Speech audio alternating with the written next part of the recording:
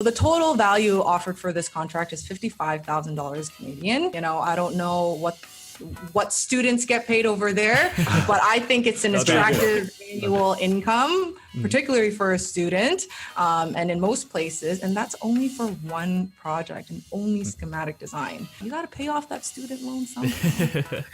Welcome to the show, Pauline and Alex. Thank you so much for joining me. Hello and welcome. So you guys are getting started with this business idea, this company called EveryUrban, and I'm super excited to get into this because it's something I've never really heard of before. It's something revolutionary. Is that the right word? But it's just such a cool idea, and I'm really excited to get students involved with it, bring on some of my fans to share with them what it's all about and how they can get involved. So to start off, Alex, would you like to get started with telling us a bit about yourself and personally who you are, what you do? Absolutely. Yeah. First of all, hi everyone, and I'm super grateful that we actually get a chance to do that.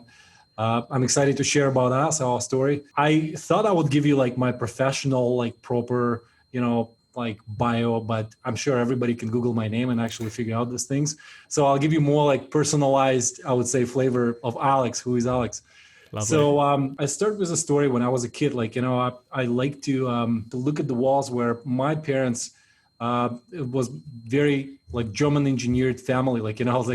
Father was an engineer, my grandfather was an engineer, my brother was an engineer. Wow. So when I was growing up and we had all those drawings of buildings on the walls, I would every day as a kid would walk and look at different buildings and structures, and that was really inspiring for me. I think that's kind of planted the seed in the early stage.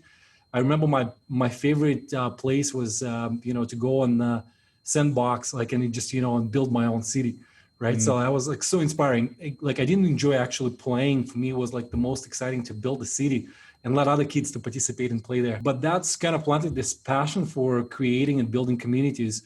In short, I've been almost over 18 years in the industry, been specifically in real estate development, commercial investment real estate, been really serving as close as possible as one of the 1% of our market where it's big development families and families who own the big portfolios of real estate and helping them to make money, whether they sell or buy real estate, but specifically on the front of numbers guy, right? So I get to know, being known as a numbers guy, even though I went to get my degree as an engineer, civil engineering. And I was kind of really passionate for engineering side, but I couldn't quite imagine myself sitting and actually doing engineering work. I wanted to get behind the numbers and figure out what else I could do behind engineering, just beside all this cool stuff and drawings. So when I found my passion was just really calculate and run the numbers and see how I can make all those drawings actually work in real life, financing and just bringing the big mortgage companies behind and just doing all these developments. And that got me into different partnerships through the years. So the passion of learning and discovering new technologies, I got into partnerships with organizations United Church, lots of other nonprofit organizations like Archdiocese, really because I've been really curious enough. I traveled all around the world. I was trying to see how I can fit my skills into this and just how I can help them to build something, not just what people are already doing, but how I can help them to create the communities. As you know, currently, most of the churches for sale, and they're trying to find a new home and they're trying to figure out how they actually rebalance their portfolios. So I remember coming back 7 years to United Church as a first volunteer and then just one of the advisory board and helping them to see the vision, how they can build the communities by still keeping their assets and maybe bringing developers and building new rental rather than just sell it to condo developers and just creating still the space where next 100 years and next generation actually could serve the same mission. As you know, back in time, the city would start with a church. The city would start with big nonprofits. And now they have those top AAA locations. And I come and I help them to look into what's next 100 years going to look like through development and numbers. And that got me into lots of partnerships with organizations like Urban Minds and Artscapes and, Evergreen Brickworks, the guys who are specifically passionate for building communities. And through those partnerships, I started learning that how much more I can add, not just through my skills and really passion for numbers, but also just bring the aspect of community and help to build those actual communities, not just talk about building this inspiring communities, but actually bring something to the table which can contribute to build and move forward. So, and on this note, I'll transfer this to my co-founder and business partner. Are you sure you want to hand it over? It's my turn. Yes. Well, just to start, not an engineer. Yeah. So my background is a little different. I've worked in real estate for the past 5 years. Before then, I've dabbled in a little bit of tech and startup. I spent some time in an incubator program, learned how to build a startup, different marketing techniques and growth strategies. What really attracted me towards that direction is just starting something new and not kind of following what's already there. So later on, I decided to go into real estate because it utilized a lot of my skill sets and it's very dynamic. And I've always felt like this is a very, very big, slow molasses moving industry that has not been disrupted really yet. I'm like, we could have some fun in there. So yeah, I got into there. And then in the past 3 years, I got into real estate development and planning. Alex and I have known each other in recent years. And we before becoming business partners, we were friends first. And then we would discuss a lot about life, the industry, how to make an impact really. And also, we would voice the same kind of frustrations. And that's kind of how our friendship flourished too. I'm like, oh, I know exactly how you feel. It sucks. And then we would get together and, talk about ways that it could potentially be solved. So, as I was moving through the kind of development portion of real estate, obviously reached out to this awesome guy to see how I could, get more into it. And it was funny because I remember I booked a meeting, I think in this room with Alex. Exactly, the same office. Wow, we're going back. And I remember he sat me down and he says, I have 2 options for you. And it's almost like he referenced Matrix too, like a blue and red pill. Our branding's blue, but if we flip the scenarios over, and he said, you know what, you have 2 options. You could take the safe route, just operate in the industry as is. You'll probably make a great income, but you'll just have to deal and live with the flaws of the system. Or take a risk and create a new path and try something new. The outcome is unknown, but it could be something great. And that's when he shared the idea of EveryUrban with me. And it was very, very inspiring because I was really taken aback in terms of his kind of ideas and strategy of how to fix a lot of the issues. He was working on it periodically as well. And he was looking for a partner. I always joke that your business partner is kind of like your working spouse. It's very similar. And then your business exactly is how it kind of works. like your child. Yep. What else that really kind of proved that he was serious about his mission and what he wanted to do again is, kind of the partnerships that he mentioned, right? Again, with churches and whatnot, because the traditional route would be easier to sell it, cash out, move on with your life. But he takes it to the next level. It's not just about money. It's about what are the greater goals? What's the greater good? And how can we, make this even better and more meaningful? So I knew he was serious about making real change because a lot of people like to talk, but you don't really see it in action. And I saw that there. And it's funny because we have very, very different skill sets. He's great with numbers. I absolutely hate it. I'm a digital nerd and he likes to handwrite his notes, right? I do like my written notes. He does. Respect. I love handwritten notes. And it's really interesting because we're so different and whatnot, we operate very differently. Our skill sets complement, but the most important thing is that your core values and mission is the same. So that when you look at the big picture, when you share the same kind of vision, it almost becomes a religion because it becomes a common goal that's bigger than yourself. So anytime we have any disagreements or butt heads, it's not about us, it's not about our egos. We can step out and kind of look at the bigger picture and what will help us reach our mission sooner. And that's the tiebreaker. And that's why we're here today. That's awesome. I think part of our relationship, what made it even special, because we're very authentic, very straightforward, and both of us we related on the same life purpose, right? So because life is too short, and authentically, you better use whatever you got right now, all the skills to contribute to this. That's so right. I love that you guys are, it's like the perfect duo. One of you's good at numbers, the other one's this outgoing, really good at like people skills and all that kind of stuff. And it is just like a great combination to co-found a business with.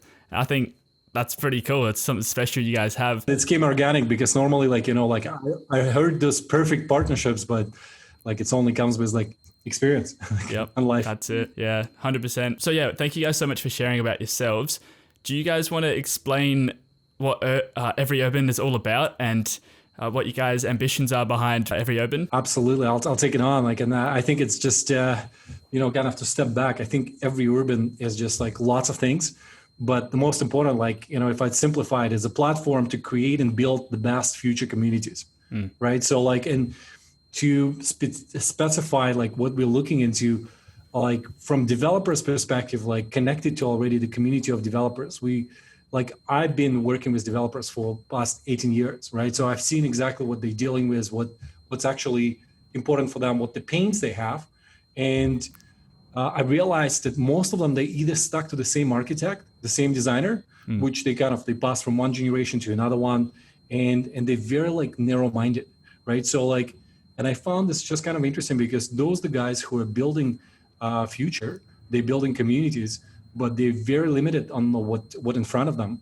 And we, like through this platform, we're creating this community where those developers who are really interested to do something different, they can meet like-minded people and be open to new designs from all around the world to piggyback on different ideas and scenarios which otherwise wouldn't be accessible for them because like geographical reason or something else. And for architects, I think it's a community also like-minded people who are really passionate to build something cool, like for the next generation, right? So who is really pumped and excited to build those cool buildings. Like, when you're back in university, you're like dreaming of those things. Yeah. And we give an opportunity for those guys through the platform to actually contribute to the world, living their purpose, living their just passion for architecture and connect with each other. So I would say, yeah, like it's kind of community of those like-minded people who care about creating this new generation of communities. Yeah, I mean, it's funny because I won't lie, I kind of dread it when people ask me what is EveryUrban because similar to the name, it is literally every area of urban development. A lot of them are intertwined, they're connected. Yeah. You can't really only address one area and not address the rest. But our first step is addressing it in architecture development and design and the planning, because, that's kind of the first step in the process. And I think also that's where a lot of, fun happens as well. And, kind of dipping back to, how this began and why we started EveryUrban, and throw a little story in there. So Alex, Mr. Traveler over here, he actually lived in Japan for 4.5 years. And I remember one of the things he told me was, man, when I was in Japan, they had so many cool things. Why don't we have any of that stuff here? I'm like, I agree with you. And he told me about, I don't know if this is true. Tell me now if it's not. But I remember he told me where when he was in Japan, he's like, they had indestructible wallpaper. Absolutely. Apparently you could take a knife to the wallpaper and scrape it and it would just stay there. But that shows that there's a lot of interesting ideas and undiscovered potential hidden all around the world. And a lot of places are stuck in their own bubble. There isn't really a place to collaborate and, kind of put this to light. What we would love to see is people from different places introducing these things, right? Being like, hey, I'm from Japan. I do know where this wallpaper is from. And I'm hoping that this could be a place where people can share resources too. Other designers from other places could discover that, wow, I didn't know this existed. They offer something as well. And it's a huge exchange. I think that's so valuable to designers in itself, having access to things they didn't even know existed. Yeah. Like on that, there's so much that we don't know. And the fact that, if there's just so many different ways people do stuff around the world, like with architecture, or anything really, but that's all this undiscovered stuff that could have a massive impact on the way we do things. So sorry, keep going. No, and I couldn't even find it on the internet. The internet's supposed to have everything. I spent many hours, different attempts looking for this indestructible wallpaper. Couldn't find it.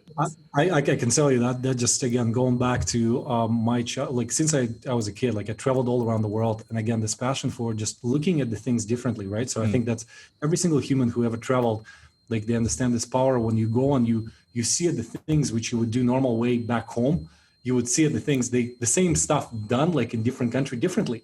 And you would say, hold on, it doesn't make sense. And then the more you get to know this, you say, oh yeah, it actually does make sense. And it's so awesome. And I think what we're trying to do here with the platform, give a chance to designers to widen like, the view for developers, open up the world, not just for developers, but for each other by collaborating and just say, hey, listen, I have this cool, high efficient technology, or I have this amazing material, or I have this cool idea where, let's say if you're doing project in Canada, people would be limited to only like climate restrictive designs. Like you bring people like from South America or from warmer countries who would say, yeah, I think we can actually like do slightly different things, right? So that's where the creativity comes in, and this platform just mixing it all together.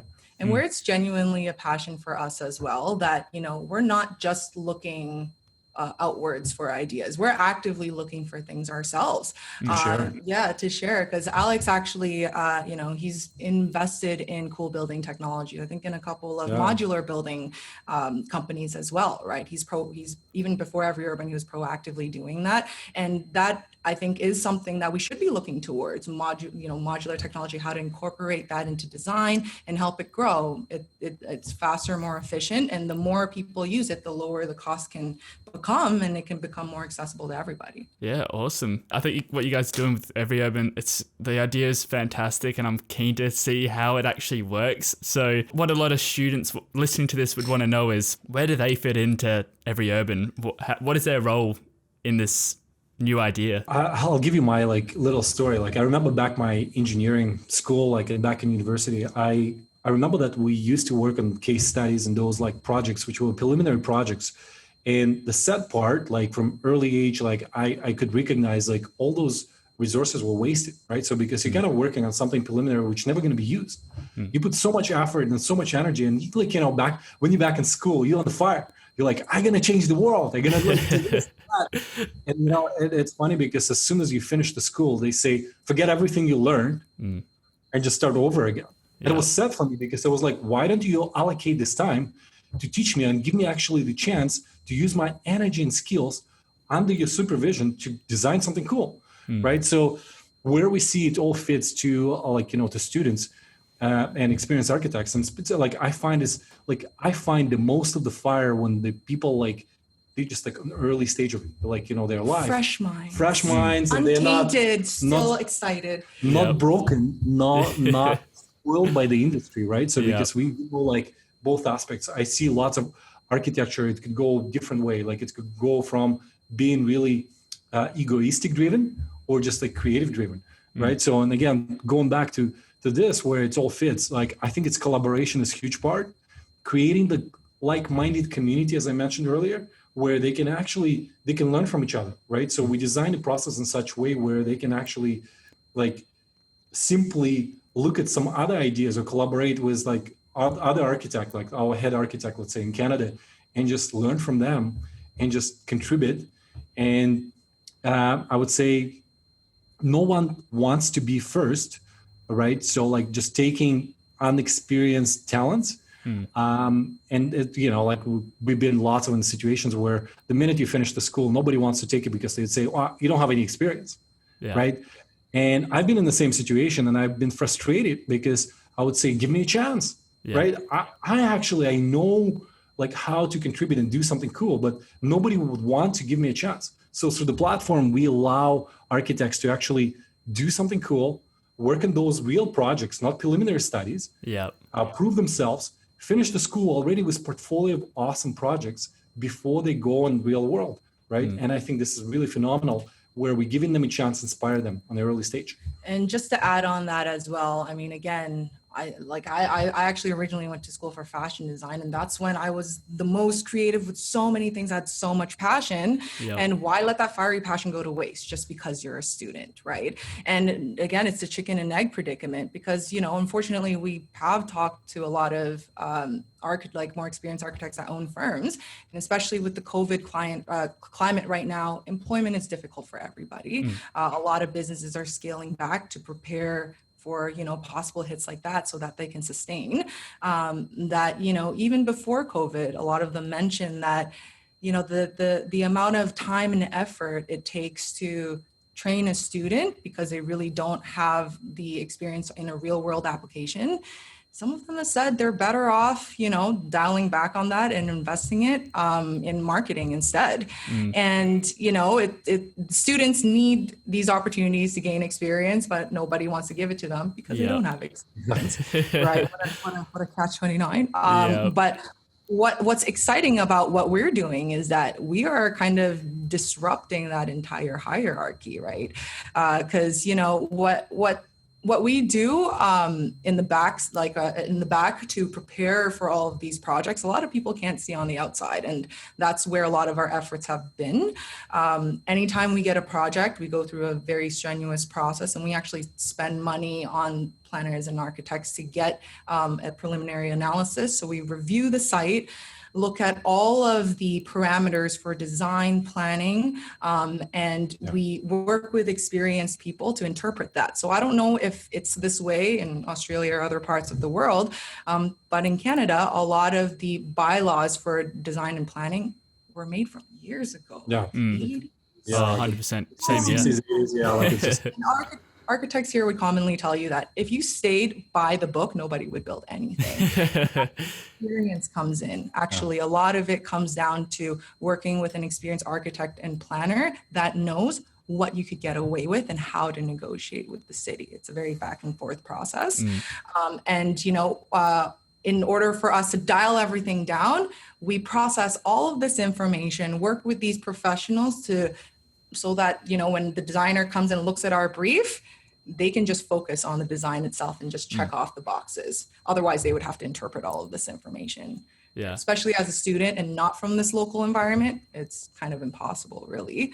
We do a lot of stuff on the backside, and we are really committed to helping all designers succeed, whether you're a student or just a young designer. Yeah, I think ideally we just, as Pauline mentioned, we're trying to create community for them, right? So we don't need million of architects, but we need those ones who are really passionate just designing something cool for future generations, and that's it. And they're going to be surrounded by like-minded people. What's really funny, this is why I'm really excited to go through the process, and that's why disrupting is fun, guys. Because right now, let's say you're a student and you go into an internship. Most likely you're going to be assisting the senior architect, maybe doing a bit of their grunt work, the tedious work. Where else are they going to be working to make your design a reality instead as a student? Yeah. I mean, I haven't heard of it except for EveryUrban, but because essentially that's what it is. It's like you've got an architect who's just doing all the nitty gritty work, and then we get the fun part. So I think that's so cool. It is, and the way we design it, to be honest, every single architect knows that the design stage is the most fun part, right? So we design it in such a way it's easy for students to enter because we have the partner architect who's going to oversee them, right? So it's the same. I can tell you course online how to swim, but until you get actually in the water, you cannot swim. So what we're trying to do here, we're not trying to change the schooling and system exists. We're trying to actually leverage the existing system and say, well, here's Mr. Professor or whoever, or students, instead of working on preliminary projects and rethink something which never going to work, this is actual stuff. Yeah. This is actually what people are going to use. We allow you to work on real stuff, real time, make real money. And basically we leverage this existing system. So by the end of the school, they can just be professionals. Yeah. I was saying it's really funny because it's almost like this, assuming that if a student wins, they get paid to get specialized coaching. Yeah. You get paid to get specialized coaching. Yeah. We're really kind of, through this structure that we've created, we are looking to create a very supportive and encouraging environment that can, bridge the students' deficiencies and experience while helping them learn and utilizing their strengths, right? Like I said, the only way they're going to get experience is to do it. Yep, exactly right. In my mind, it's I can see it as sort of being like an architectural competition, like a design competition for students. But then you're getting paid for that if you win. And the thing is, this is real work. It's real experience. You're going to be working with a real architect on real projects. And that value alone, I guess, is worth more than, say the money you win from it, or just that experience you get actually working on real things. That's the best way to learn. You can do all your research in school and learn how to design and how to do all these things. You can create your presentation sheets, but it's until you actually get into the real world and do that stuff through experience that you can learn the most out of it. 100%. Oh, 100%. And that's like, what I'm looking at this the same way, like Pauline and I, we designed this like system in such a way where I said, if I'm looking back to myself and say, like, I'm designing it like almost like myself, like looking back in the school or today, and I would say how I can make it as user-friendly, like, right? So I've been to lots of RFPs.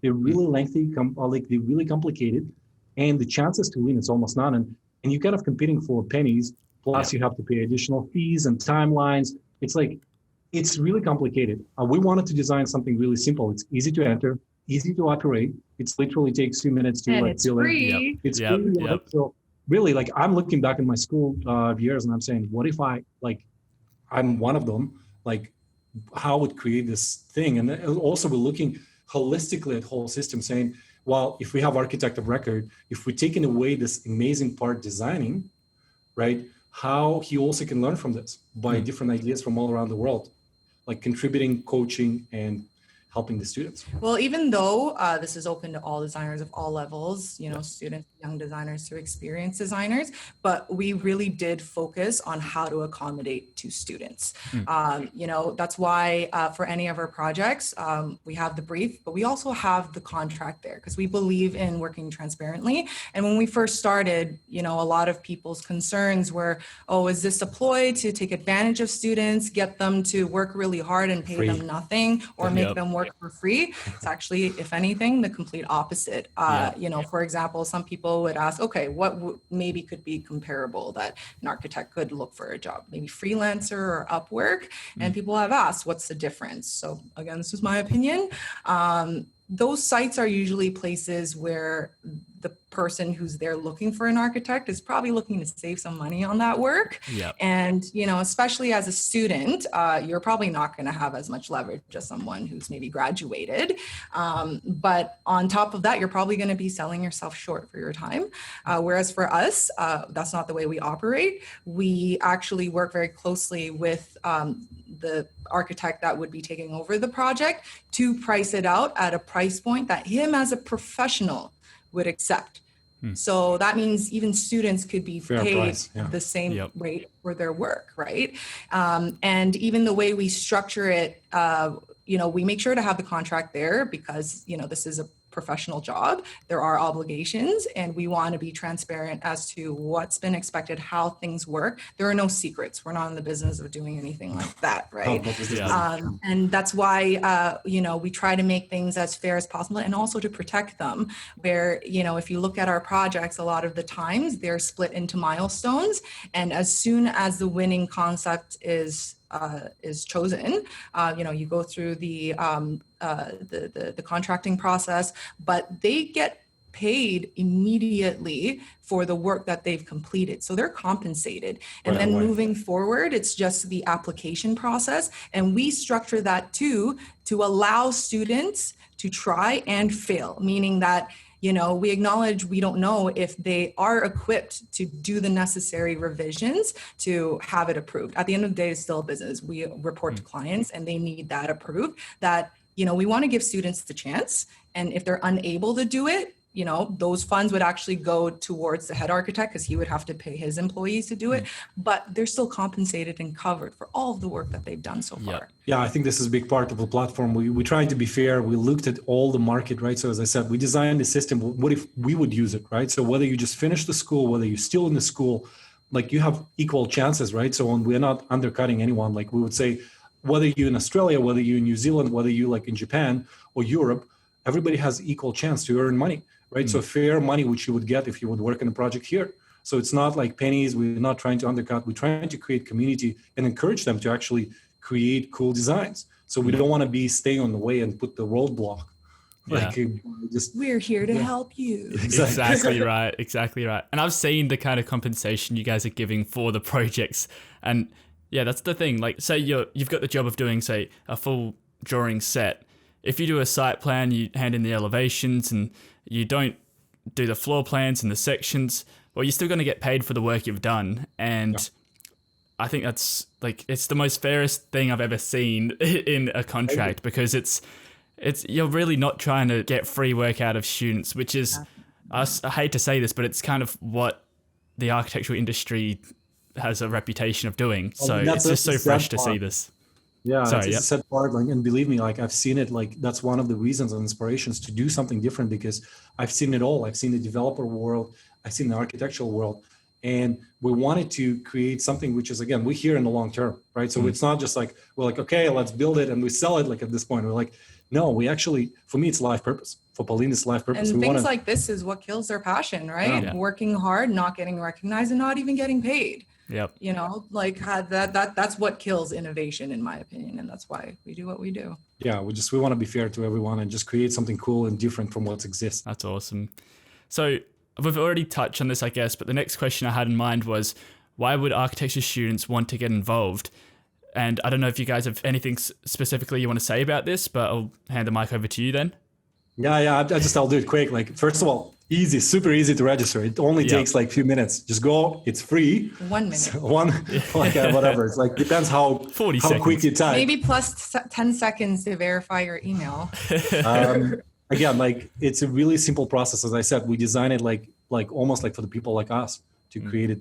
So put it this way, it's easy, it's free, there's no obligation. At the end of the day, what do you have to lose? Yep. In my opinion, nothing. That, you know, it wouldn't hurt to sign on. It's only so that we have the contact to be able to send the projects out. You know, students or any designer can review the timeline, what's being asked from them, how much they're getting paid, and really, you know, take control over their career, how they make money in their business, to go, okay, is this attractive enough for me? Am I inspired? Do I want to do this for the compensation? Yes or no? Either way, the choice is yours. Yeah, and the cool part, like it's real timeline, right? And the short timelines, because we like working with real projects, like in normal RFPs, it takes like months and like half a year to submit this. For us, it's like, no, it's quick, because we moving, like, again, simultaneously with the main architect and developer.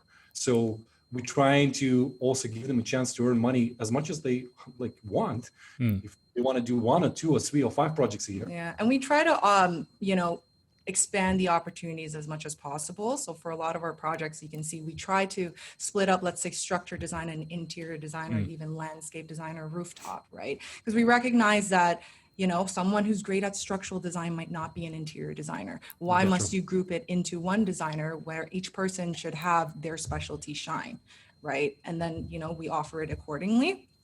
And also, you know, right now in a pandemic world, being able to work remote and make a living wherever you are, I think could be a huge game changer. Yep. And put it this way, Kyle, you are a student as well. Imagine even before graduating, you go and apply for your internship and job, and they look at your portfolio and you can tell them, yeah, so I've designed this structure, gone through and got it approved, and here's a picture. Hello. Yeah. And it's overseas. And I earned real money and experience, right? So collaborated with real architects. Instantly hired, for sure. Yeah. Can I turn around and ask you a question? Yeah, why go would for architecture student not want to get involved, right? Well, that's what I'm trying to work out in my mind. Like, if I'm watching this, well, I'm listening to this right now, I'm like, I really wish I could just get involved myself.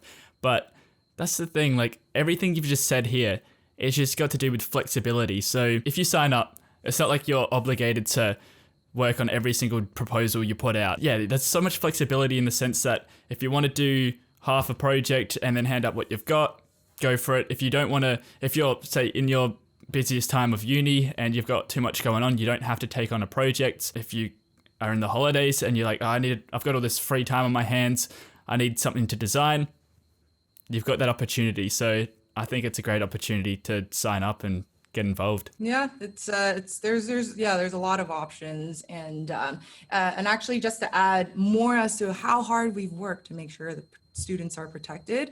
You know, we do recognize that, you know, even with having a head architect, there is a slight conflict of interest. And, you know, the way we see it is these designers are entrusting us with their ideas, and we see high value in that. That's intellectual property. Kyle has signed an agreement too. We have provisions in there that, protect against plagiarism, even taking the work or exposing it anywhere, So we really, really take that in mind. And I can see the great different approach to this. I think looking at the purposeful way, like if somebody back in school give me the hope and give me the chance to actually prove something, right? So that would give me so much confidence in myself and so much energy to actually move forward and become a better architect. Otherwise, it's just impossible, right? So that's what we want to do. I want to really contribute this to young minds and help them. And another part, lots of them in COVID, like Pauline mentioned, it's amazing for COVID. I can tell you, remember in Japan, lots of architects who doesn't have money to actually pay for associations, right? So, and they're super talented and they're sitting in a small city and they cannot participate in all those big RFPs. And it's frustrating because I want those minds to contribute to the world because you're wasting your talent. You're wasting your God-given skills. Why? Yeah. So that's for me, it's a big part. We want to contribute and we want to help people to contribute. With that said, I'm sure there's a lot of people watching being like, I'm ready. What can I do to sign up? So how can they get involved? Yeah, as we mentioned, the sign up process is really, really simple. It literally just email, password, and then you just verify your email. That already, qualifies you to start receiving projects. We have a function for profiles where there's an update happening right now. Hopefully that will be live soon, where we're kind of changing it up a little bit to make it more of a visual portfolio display. And we're hoping that you don't have to fill it out if you don't want to. What we want to do is have a central place that is just based on our architectural work that you could share the link and share it as a profile. And also, this is why I do recommend to fill it out when you do get a chance. Let's say, we're reviewing projects and it comes down to the top 2 or 3, and it's really hard to decide. The tiebreaker would be to access your portfolio, see what other works that you've done, where your head is at, and that might be the decision maker right there. Sure. Right. Yeah, it's as simple as go www.everyurban.com/signup. It's really simple, sincerely. It's not complicated. Yeah, cool. So I want to talk about the future of EveryUrban, as in, where do you guys see the future of this platform going? What's your ambitions with it? Oh, man. I can talk hours and hours about it. Well, I have a short answer. We want EveryUrban to be known as the innovation hub for creative ideas and solutions. Lovely. Yeah, I want to be a platform which helps to design these future communities and inspire this new minds from all around the world and resolve those problems which humanity faces today, like shortage of housing and addressing how expensive it to build. So I want to be a solution to those problems from all around the world. Yeah, our ultimate goal when we reach, the pinnacle of where we want to be is to become a simple solution and to provide a framework that could be used all around the world to collaborate and push community development towards the right direction, right? Unfortunately, a lot of buildings are kind of declining in many aspects of the quality. It's funny. I just add to this because I face this every day, in what we do. Developers, they don't want to spend money on designs because the cost for construction goes up. The price on land goes up, right? So it leaves them with almost no space for creativity. Right. So this is sad because it shows that developers are not creative, but those are the guys who are, again, building the communities and the cities, the people who are actually employed in the cities, they don't care because they're there for jobs. Right. So technically there is lack of ownership from all aspects, and all the new grads who are going from architectural schools, they're not allowed to use their skills because, again, all those economics and all the things which is limiting all this process. So we're looking at all this picture and saying how we can resolve this. And I want to be in a position to be this big solution in the future to all this, regardless where we are. That's empowering for sure. I love it, guys. So you've recently finished the most, I don't know, was this your first project, the 7-plex? Yeah, yes. You've recently finished a 7-plex, and being your first project, it would have been a learning experience, we can say that. So do you guys want to talk about first off, kind of how this played out? Did it go to plan? Am I taking this one? Yeah. So, I mean, just to tap on, I'm actually the COO, which I'm in charge of operations. So I've kind of very closely watched this process. Right. One of the biggest difficulties when you're creating something new is you're new. People tend, similar to what young architects face, people are afraid to take that chance. We were, and on top of that too, we acknowledged what we asked for is quite a bit. We don't take it lightly. We don't put these briefs out there, not valuing architects' time, thinking, oh, they can do this in 5 minutes. Yeah. We know that it's a lot of work, and if it was up to us, we'd want to offer as much time as possible. So for the 7 Plex, we were able to extend it to about 4 weeks. The difficulty about working with real projects is we have less control and flexibility on time, unlike a concept where, well, it's never going to get built. So whenever you're ready. But that's also the nature of being an architect, is dealing with those tight timelines and, coming up with those solutions. In this industry, time is literally money, and developers need to get development approvals as soon as possible. They can take up to 2 years. And there's a lot of moving pieces. It's really a team effort because you have your architect, planners, engineers, so many different consultants. So it can be quite a lot. And we were really, really grateful to have received something. One of our biggest fears was getting nothing. We were super excited to actually see people were submitting, and that was so awesome. I was like, wow, we're getting it, right? So because we didn't go on just like paid money for advertising. We sincerely went with the same like purpose and being like open-minded. We're like, okay, like we'll see if we can find like many people with no like, marketing.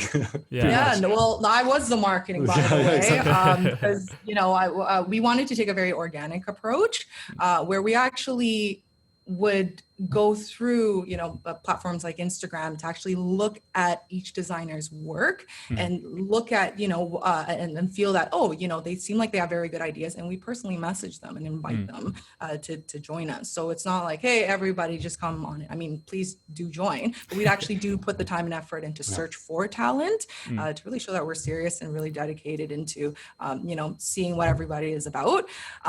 So on top of that as well, so we actually reviewed the 7 Plex yesterday. On our panel, we always have a planner and the head architect there because, if there are major concerns, we need to know off the bat, they could tell us this is not doable. They're going to say no. And unfortunately, we can't do It's much really about important. that. Yeah.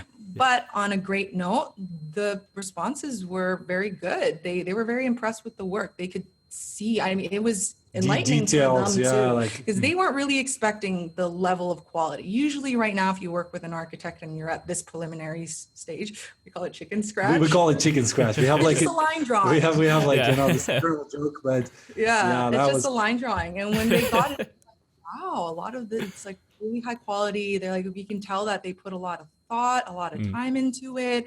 And it was done very well. So even they were impressed, right? That's awesome. So that was really and nice. for me, to be honest, to see those difference, like as Pauline mentioned, from chicken scratch going to like full detailed, we both were celebrating success because we shifted a little bit like this, like, stigma about like, okay, this is initial stage, that's what you're getting. And really be able to bring this exciting teams from all around the world just to actually contribute and bring their views like with the details, which we proved ourselves. Like even our head architect was like, wow. That was really affirmation to show that if you give people a chance, you can see some great things. That just really warmed our heart. And I love the faith that you put into the people, like all the designers you're reaching out to as well. Because it takes a lot to get. This project was small. It's only 7 units, like rental units, which are going to be technically rebuilt like in different places in Toronto. It's kind of in field. It's only 3-story, but it's in one of the really well-known areas in Toronto, next to the High Park. And it's just beautiful project to start. To be honest, we we excited what we've got so far. Yeah. And then like just to elaborate on that a little bit. I mean, I'm sorry, you guys, that's already closed. However, even though the site was small, each project has its own challenges and where it can be very interesting, right? So when you have a small site, it challenges the designer's ability to think creatively to maximize space while fulfilling city and building code requirements and still making it interesting and purposeful. So. And the cool part as well, like, right, so with 7Plex, the developer wanted to create the project which potentially can become model for modular, right? So which could be like copy and paste somewhere, right? So this is really interesting because as a designer, architect, you have to think about like, how are I going to do this, right? So it's not just one-off building, like it's just going to be replicated and just built. So you almost create a brand which going to be like technically staying with you. So those kind of little details, as Pauline mentioned, regardless how small it is, it was really complicated, I think. Yeah, each one has their own challenges. And also just to share too with designers out there, we're really here to help push innovation. That if you have a good idea, for example, if somebody did come up with an interesting mechanism and whatnot, we'd be dipping into our contacts and resources to see how they could grow that, how could they apply it, and even in the 7Plex project, when we were thinking about, okay, if they came up with something very, very interesting and innovative, our focus wouldn't be, oh, how do we like pocket it somehow. Ours would be, okay, how can we support them, connect them to projects that it could be applied on, and, make sure that they don't get ripped off, right? Advise them like, maybe you should charge a royalty deal or something like that. We're really this is our passion. Like if people would come up with idea and say, I have a better technology and how to build it, I think we definitely welcome all those things. He invests in companies like that. Exactly but to be honest, again, it all comes from passion, because I'm really excited to do something different. Nobody wants to take a chance. Nobody gave me a chance when I was like in the same shoes back in time. I want to just flip it around and do whatever I could with my time and resources to actually contribute to the world, because nobody knows how long we're going to be here, but I do want to do something meaningful and good for people. And that's heartwarming to have that legacy. Yeah, that's what it's all about. And I love that. I just love so much that you guys just aren't all about, I guess, money or building a business. It's like you're doing it for, as you say, your life purpose. And that's what it's all about. It's not just a way to make a couple bucks and you don't need 100 projects. You can just create only fewer. And I can tell you, like, that's just so much. We're working right now on a couple of projects with United Church and Archdiocese of Canada. And to be honest, like passing by and realizing how much history you preserve and how many amazing things you create, it just gives you a different perspective. Like, and especially if younger minds could be part of it, is like, it's super inspiring. I mean, if you think about it, a building, whether you like it or not, it's probably going to be there for at least 100 years. For a long time. If you build an eyesore, that eyesore is going to be there for a very long time. And you have to live with that. Yes, very much so. Yeah. But that's the thing, like young designers, they don't usually get this opportunity to, build something that's leaving a legacy. They might work on the details of a bathroom or something, and then that's what they have to live with, I guess. But to design something that's actually there and it's your work and it's your idea, that's the coolest thing ever. Thank you. I appreciate your words. Like, that means a lot to me. We get into the current project that we're offering. That's what I'm keen to get to.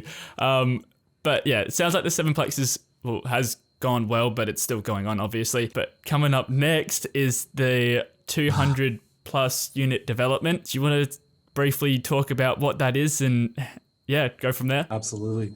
First of all, I'm super excited because, to be honest, like for startup like ours, like, just in getting to the project level like this, it's pretty crazy. And like, this project of magnitude like this, and just imagine you're a student and you're working on something like that. I would be like, oh my gosh, like, but I'm a head designer. Yeah, no, I'm super proud and I'm excited. So I'll give you more. Yeah. So, he can probably feel me wanting to explode with excitement right now. Because this one that we're offering right now, it is one of our most exciting and largest projects. It is a 250 to 280 unit residential building, which is located on a very rare anchor point site in the city of Brantford here in Canada, in Ontario. And right downtown. Yeah, it's where visitors coming into the city won't be able to miss. That's why the project is called the iconic residence. This is one that we'll be actually working very closely with city planners on, because they have a huge initiative to want to revitalize the area and expand and grow. That they have said they want to see an iconic building there, and the exposure on this project is massive. When you're building an iconic building, right? I'm sure there's a lot of potential for press and even to possibly get featured on architecture magazines. Not just local, but yeah. And the big feature of this, like it's located next to the Grand River, which is really historically important for Canadians because it's Six Nations, like it's native. So there's lots of inspiration and there's like lots of, historical parts which could be covered through this. It's not just residential; it's also the big commercial component to this. On so the it creates ground a community. They really want to make, apart from it just visually being iconic, they want people to interact with the building. On the ground floor, go shopping, and then maybe there's some amenities and that kind of stuff as well. And what's actually interesting is the next door. There's the Brantford YMCA, and actually that. There have been, even when I looked it up, I think Arc Daily, spoke about that project as well. That was in a collaboration with, I think, Canon Designs, our architecture firm in the U.S. Right. It's a really exciting project. They just finished it like last year, and 2019, and it's exciting. It's a brand new YMCA. It's really cool looking design. And they did it together, City of Brantford with University of Laurier. So that's one of the other attractions to this site because it's surrounded by University of Laurier. So it's kind of like student city, like with lots of new upcoming programs. This is going to be a really, really hot building. And especially for students out there, it's not just a building, it's an icon. Yep. Yeah, Actually, for someone like you. Icon. And it's a lot of pressure on us too, right? Because we want to make sure we can display fantastic ideas and inspire the client too to be like, wow, this is what we could create here. And they'll be there for a very long time. Yeah, 100%. And for us, like behind the curtain, we're doing lots of work because there's lots of planning and etc. Like we want to steer students toward this like completing this successful design because there are lots of parts from historical requests, like from what requirements on planning, designs and etc. And we want to make sure we just give them enough information in such a simple format where even though they're not Canadians, they're not local. They can still read it and say, okay, got it, clear, right? So we want to set them up for success. Yeah, and I just want to say, I think this is like the perfect time to get involved because I feel like EveryUrban's going to get really big and, being this kind of, it's not the first project, but this is the first big project, I guess you can say. And another exciting part I can mention to you, like it's money, right? So what they can earn, it's basically, I would consider it's annual salary for any Canadians. So let's talk about that. I mean, talking about the good stuff. So the total value offered for this contract is $55,000 Canadian. Just for structure design alone is $48,000. I don't know what students get paid over there, but I think it's an attractive annual income, particularly for a student, and in most places, and that's only for one project and only schematic design. So, you kind of think about the income potential as well. You could be a student, which is making a full living. Yeah. You got to pay off that student loan somehow. Exactly. And to be honest, like the collaboration which is going to be behind this project, right? So I guess inspiration, and as Pauline mentioned, it's only one project. Like you could choose to stay along and just to see it through with the architect of record, or just just do your design part and just kind of disappear and just work on other projects. But there's flexibility. It's definitely it's exciting project for us. And just to note as well, so students know this for themselves, when it comes to getting a design approved to actually be built, it's a long process. That's why we split it up. It could take up to 2 years, right? And we acknowledge that within this time, things can happen. Maybe they become unavailable, but it doesn't mean that they don't get compensated for anything, right? So, we structure it so that if something happens, people are able to walk away feeling compensated and they still get credit on their work and design. Yeah, we want to be fair. As I said, we're building the system for people just so they don't feel like that they just kind of being unfairly treated. Well, that's the thing though. The reward isn't just in the money. Like designing something, to have this brief of a real project and then coming up with your designs for it, even if you don't get chosen, that experience of just working on a real project is far better than, say, doing a project in studio in university.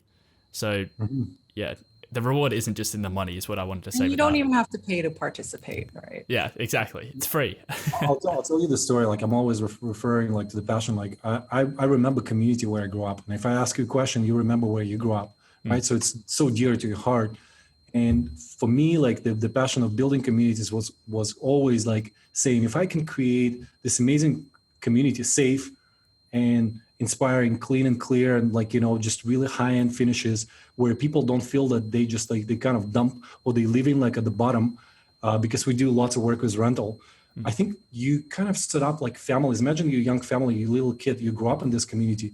Instead of just being exposed to drugs and crime, you can be just exposed to doing something good and be inspired to do something good. And if we can get designers to inspire them through designs, I think we're saving so many families and so many lives. Well, it's right? like they say right And now, that's opportunity.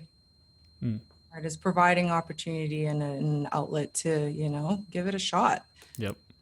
At least with us, there's nothing to lose except for effort and time. But, even after that, it's part of your portfolio. And we're looking to, even for designers that do great work that don't win, we're going to feature them. We always set some money aside for honorable mentions. We try to, still incentivize. We can only pick one for each category, but depending on the size of the project, at least for this one, we're putting some $500 and $100 gift cards aside, right? So we really do want to reward hard work and great work too. We're having fun, as you can see, and we want to create this fun community where like-minded people, they just like clash and just like work together and just keep something cool. Yeah. That's the thing. You're working with all these other people from around the world. Like, what's not to love about that? It's just so much to gain from it. And as Pauline said, nothing to lose. So, yeah, it's awesome. Yeah, and if we can give the meaning to somebody on the early stage of their life, that's awesome. What students need the most is, like, what I'm thinking about being in my third year, coming towards the end of my bachelor's, and everyone now is starting to look for jobs or look for internships. We need work to put in our portfolios. And if we can show that we're doing stuff outside of university, because that's what everyone else is going to have. They're just going to have their university work, and it's going to be the standard same projects that everyone else has. But if you're doing this stuff that's outside of university, you're going outside of your comfort zone, doing this stuff, working on a project in Toronto, like, that's just something that no one else is going to have, and it's just going to set you apart from, when it comes to getting a job or trying to find an internship. Well, it's like definition of insanity. Like, everybody's doing the same, expecting different results, right? So we're trying to shift it because, as you said, if you graduate and go on like in the machine of this, like, industry and do the same what everybody does, how we can come up with something new and innovative and different? It's impossible, right? Yeah. So I realize this.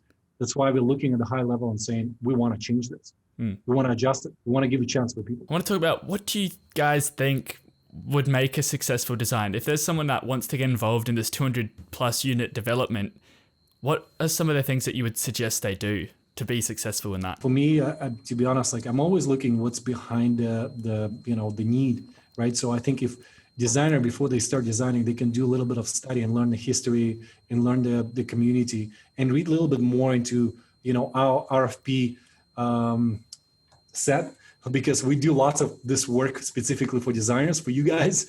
So we put the most important information, which we think is the most important for designs, right? So I think that's just where to start. Well, as for me, because I'm in charge of operations, if anything, I deal with designers more closely.